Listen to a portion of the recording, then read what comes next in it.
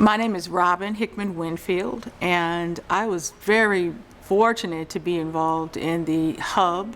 Um, it is an invitation from my very dear friend, Dr. Catherine Squires, who we began working together at the Gordon Parks High School in St. Paul, and just bonded. She joined me in a very powerful class that celebrates and honors the legacy of photographer, filmmaker Gordon Parks, who was my great uncle.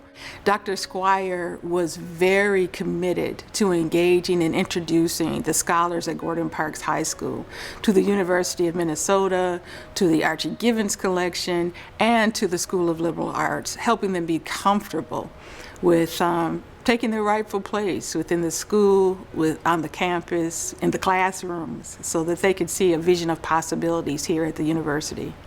I agreed to serve as an advisor to the Hub because I was, again, in working with Dr. Squires, she kind of got me into this whole movement a little deeper. She introduced me to this visioning session, which was kind of a day-long experience, which I didn't know what was going on. Okay, a hub. Okay, a hub, if it's going to bring the community into the university system, I'm like, okay, I think I can be a part of that, but I didn't understand what it was. And then I met Emilius White, and I said, okay, he seemed pretty cool. I said, okay, this brother's at the U. I'm like, okay, I'll roll with him. He was the director of engagement. And so I want to support him. Being a part of this experience here at the U now and seeing even the renovation of Pillsbury Hall. And remembering my first vision of Pillsbury Hall as a senior in high school and getting kind of emotional and seeing the grandeur of the building as I was walking as a student, and seeing for the first time this beautiful grand building and saying, well, now I'm doing some formal things as an adult, and knowing how it felt to me, having people and having the vision of possibilities, even in Regent, Dr. Josie Johnson, who encouraged us. This is your campus too. She was my role model, and knowing and seeing the things that she did here and saying that this is for you too. And so now to be able to, I felt it was my responsibility to be involved so that, again, young people from my community could know that this campus is your campus too. So to be a part of something that's going to help create a space here on campus so more community members, diverse community members, can take their rightful place here on campus and then go back to community and be ambassadors. Yes, the University of Minnesota, especially for such a time as this, is a place for us. It's our place. We feel a sense of ownership of this campus. I know that's how we felt as young people coming on this campus. That's how I felt comfortable saying, okay, I'm going to finish at St. Paul Central a little early. I'm going to go to the University of Minnesota, get a couple of credits before I go off to DC to Howard University.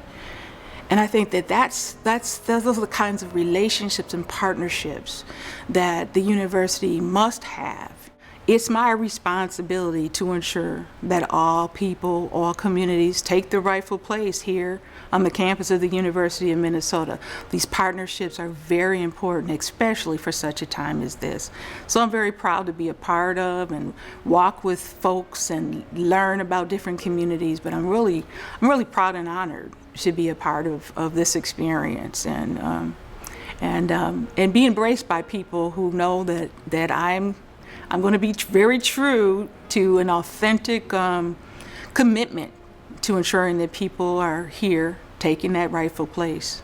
The Liberal Arts Engagement Hub, I know that it is going to offer so many more. It's going to be an extension of what the efforts have already been. I've been on the advisory committee, and what we have already begun to do with community members that have formed partnerships with various departments throughout the University of Minnesota, and providing a space here on campus to support their visioning of making impact in their communities, again in partnership with the university. So to now have this space, this beautiful space, having an opportunity to do a tour, and just again me being emotional because as a young woman looking outside and seeing the grandeur, to learn the details, to be in that visioning session, and to now come in and see the fruits of the labor.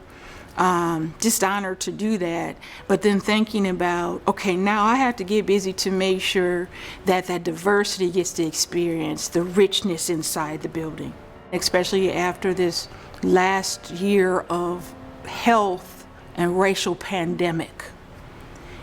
People need to have a space that to exhale in and assist that visioning. Right, and so I'm just excited. It's just very, very important. It's a beautiful, beautiful space, and so when community gets to come into the hub space and get excited about that, then they're inspired to go back into community, to go back into their homes, to go back to their families, to go talk to their children, envision their children then occupying the rest of Pillsbury Hall. Right?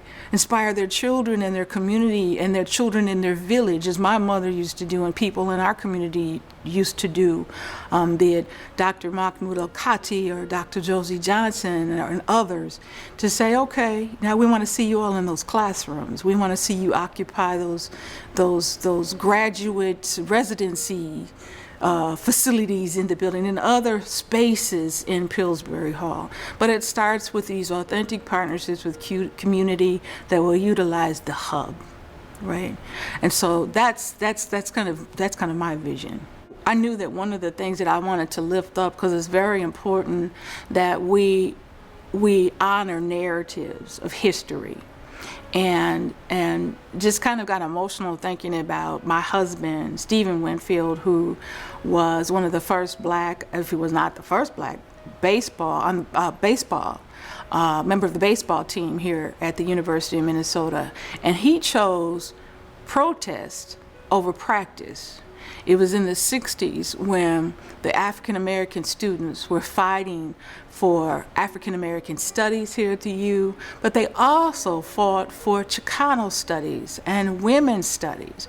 And their commitment and sacrifice led to an African American history department and Chicano studies and women's studies and more professors in all three of the schools. So that sacrifice, and it's important that we not make these narratives absent, and when we create any movements or initiatives related to community engagement and the upliftment and the recognition of diversity and communities and people and humanity, that we lift up those narratives. And I know that I'm going to be committed to, whenever I stand in front of anyone here in this hub space or anywhere on campus, that I lift up those narratives, and that I lift up the narrative of the role of my husband, because it's very important.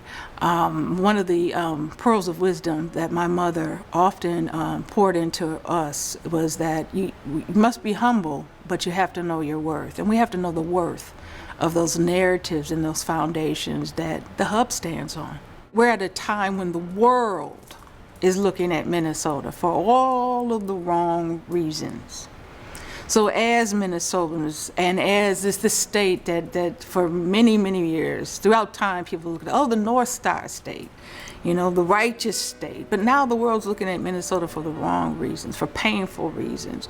So it is for the good folks, the righteous folks of Minnesota, the righteous institutions of Minnesota, if you are righteous, to step up for the right reasons and authentically do what you say you're about. And inform those and reach out to the people who are of like mind, heart, and righteousness to form those partnerships and really demonstrate what the world is looking for Minnesota to truly be, in the spirit of those leaders. If it's Hubert Humphrey, if it's Paul Wellstone, if it's Walter Mondale, or if it's those unsung heroes and Sheroes, if it's the Roy Wilkins, if it is the Josie Johnsons, the Katie McGuats, the countless leaders that maybe the nation may not know about, and some that they do know about, that have been the true beacons of light, that have reflected and have courageously represented the righteousness of Minnesota. So this is a time for the institutions of Minnesota that represent the spirit of humanity. James Baldwin, the great James Baldwin, author, activist, artist, said, "It's time for lovers of humanity to find one another."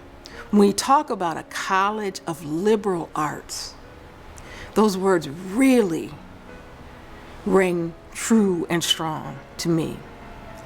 So, lovers of humanity, finding one another at a place called The Hub, in a Pillsbury Hall, a college of liberal arts, I would say a college of humanity. This has to be a beacon place on the campus for those lovers to find one another. And so within this building, the hub being that place is very, very important. And so that when the world looks at Minnesota, let one of those places and spaces be the hub.